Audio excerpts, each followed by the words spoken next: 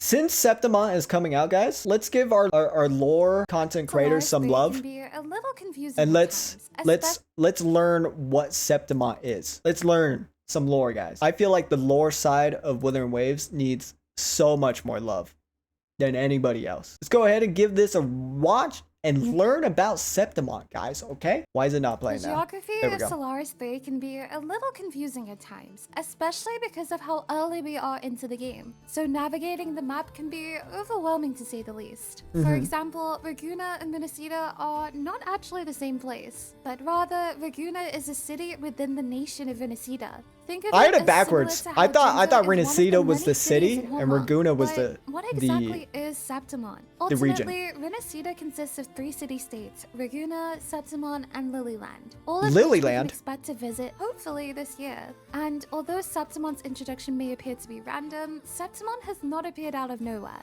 It has actually been mentioned around Ragusa a few times by many NPCs and characters. With the release really? of 2.2, 'Cause I players kinda were missed able that. to explore the new area called Bore Waters. And located within the south of the map, players can see what appears to be a very tall structure Yes. in the distance. People thought Many this was New speculated that Federation. this structure may be part of Septimont. In Lupa's drift marketing, the same building can be seen behind her, confirming that that area that we can already see in the game is actually Septimont. The same building can also be seen in the background of Carlotta's summer skin reveal, which could mean we may get to see Carlotta again in the main story, or at least in the Let's hope city so. itself. But of course, this She better is only appear a in small that glimpse into what swimsuit we skin. can expect of the aesthetics of Septimont. So today we are going to be discussing what we know so far about Septimont, what we can expect it to be like that, and some theories involving the city sentinel or lack thereof. With that being said, Does it let's have get a into the sentinel? video. The name Septimont is something which upholds a great importance. Septimont derives from the term Septimonte, and in Latin it can be translated to 7 hills or 7 mountains. But why is That this sounds cool. important? Well, Septimonte is often associated with the city of Rome, and a defining feature of Ooh. Rome is that it was built on 7 Ooh, hills. some Rome The 7 inspiration. Hills being Palatine, We love Capitoline, that. Aventine, We love Celian, that. Esquiline, Quirinal, and Viminal. Because Okay. of this, it is safe to say that the city of Septimont is based on Rome, specifically That's ancient awesome. Rome. In one of the transcripts Ancient we can Rome, that collect is in so Ragusa, cool. there is one called Essays on the Ragunesi Drama, with the description reading, a comprehensive study of the history of Ragunesi drama, the evolution of tribal culture fusion and faith systems. Although Okay. the transcript is mostly centered on Ragunesi culture, it also provides an insight into Septimont culture, with the abstract mentioning that the paper reviews recent research trends and developments regarding the origins of drama culture in both Ragusa and Septimont. The paper also mentions that during the Age of 1,000 Islands, people used costumes to represent the origins of different tribes, masks to Ooh. symbolize ancestors and totems, and various tribal languages to interact and communicate with one another during the carnival in the form of drama. This can be related to an in real life celebration called the Septimontium. The Septimontium was originally a proto-urban festival that occurred typically within the month of September in ancient Rome. During this time, the 7 communities residing in what we now refer to as the city of Rome would come together in celebration. In the world of Wuthering Waves, this celebration allowed the separate tribes or factions residing in Minnesota to gain a mutual understanding and respect of one another. With the You gotta admit, Kuro's research and deep dive into stuff to make stuff like this is so awesome. blending of communities through the art of drama. The celebration was never a blessing promised by the Order, but a commemoration and symbol developed independently by the people of Minnesota. There are a few NPCs who provide us with a small insight into what Septimont is truly like, and from what we can gather so far, Septimont appears to be quite different to the city of Ragusa. As we know, Ragusa is a city essentially dictated by the driving force of faith, with the Order of the Deep at its core. With Ragusa being a twisted theocracy, it makes sense as to why we don't have a huge amount of information when it comes to other cities in Minnesota. It basically comes down to the Order's firm and tight grip on the people of Ragusa, as well as, you know, the Leviathan literally brainwashing everyone. But something that is worth making note of is that when speaking with a woman named Joanne, she explains that like Ragusa, Septimont is an autonomous city-state under Minnesota. What is the shipping routes between the two are autonomous tightly regulated. Of course. But why? Well, it turns out that according to Juan, Renacida is a nation of 1,000 islands. Goods are sent to Septimont in exchange for large amounts of tacitite that Verguna needs. If you don't know what tacitite is, it is a substance that can permanently hold remnant energy, and it can also be used to create weapons to combat tacit discords. Another that's person right, who yeah. mentions Septimont is a member of the Falls Troop named Lexia. Alexia mentions that the people in Septimont prefer plays like the 300 Knights of Capitoline, which could be a reference to one of The the 300 Seven Knights Hells, of and Assassin's Capitoline? Journey, which could be a reference to Assassin's Creed Brotherhood, which was based on late That is 15th so century cool. Italy. What? Both are plays centered around intense action, historical sagas, and war, because according to Lexia, that's just what the people of Septimont are into. One thing that I found quite interesting involves the Phasalia family, specifically information that can be found in the quest item named A Transgressor's Transcript. The transcript mentions that after the death of the first Primus Napoli, things in Verguna took a turn for the worse. Doctrines, statutes, proverbs, the entire foundation of Verguna completely changed in the blink of an eye. The Phasalia family were mostly unaffected by the whispers of the Leviathan, but these changes were too much for even them to bear. Ultimately, the whispers became harder to battle. As a result, some of the Phasalias abandoned the family and became followers of the Order, but some of them ventured to Septimont and never spoke of the faith again. This further supports the idea that Septimont is not only different to Verguna, but seems to be operating separately entirely, seemingly untouched by both Imperator and the Leviathan, which begs the question, does Septimont have a sentinel? That'd be cool.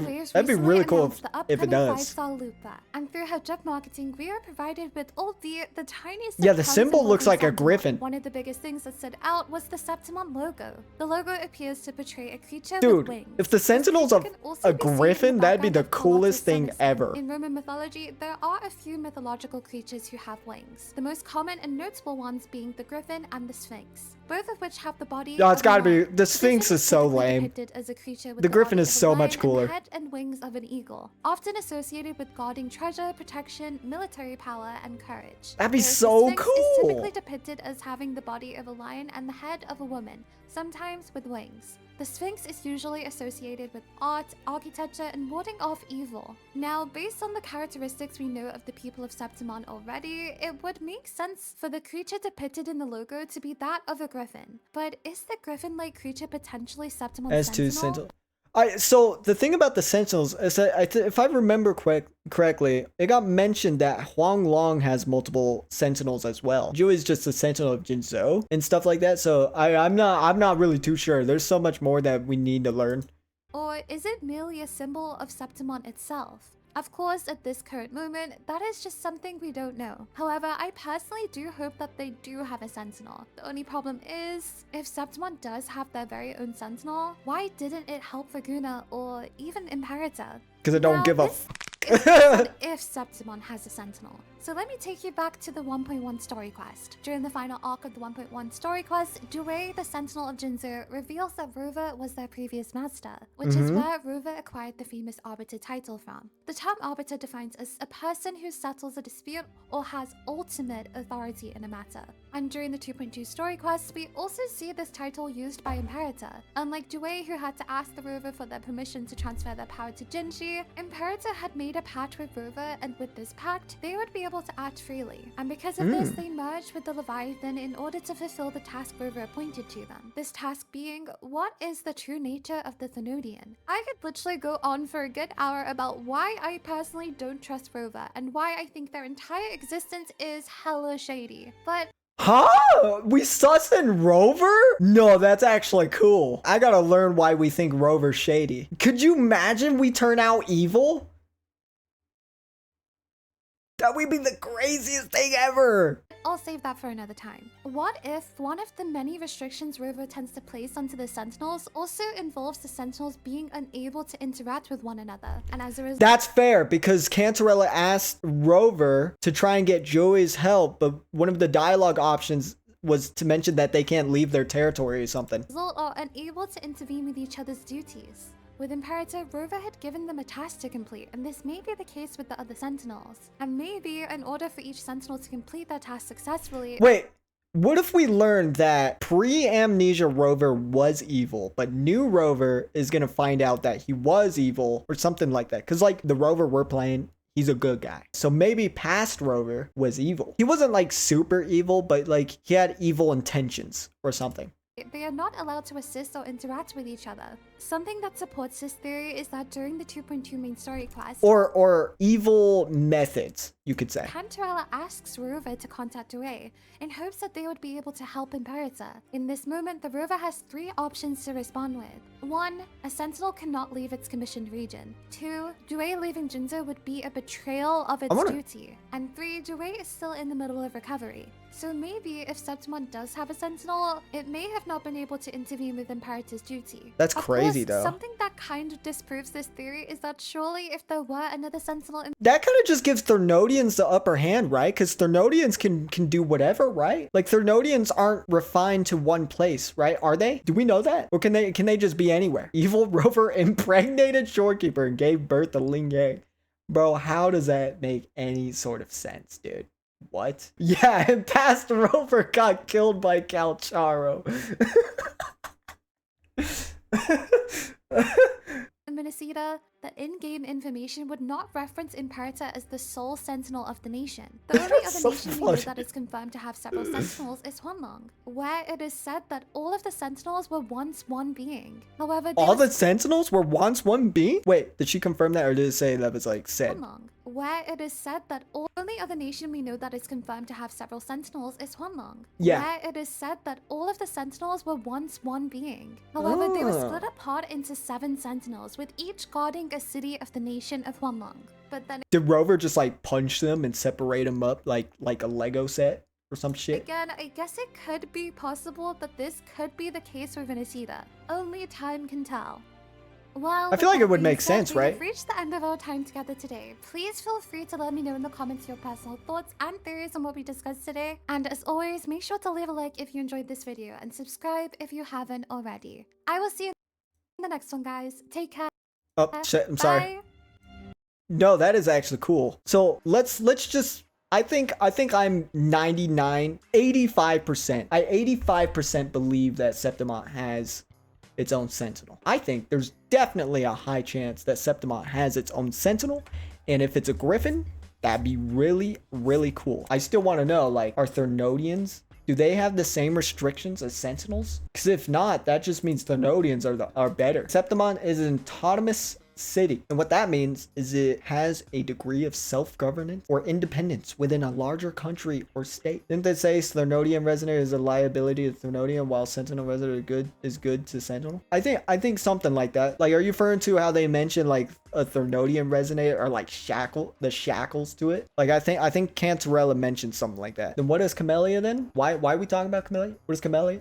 Why is Camellia? Where is Camellia? Speaking of Camellia, people are speculating that she's actually from Septimont based on her clothing design. Her skirt has like this gold lining thing, and it looks similar to Lupa's because Lupa has that same kind of gold lining to it. But I do think it's crazy that comfyrini is suspecting Rover, which I think is such a cool thing to think about. I feel like a griffin just would be so much cooler than a sphinx, unless the sphinx is like hot. All right, so here's a list of some mythical creatures. Okay, a phoenix would be really cool. There's the griffin, a centaur. I think a centaur would be really cool. Gorgon, a hydra would be cool as shit. Bigfoot, just a whole ass monkey, bro.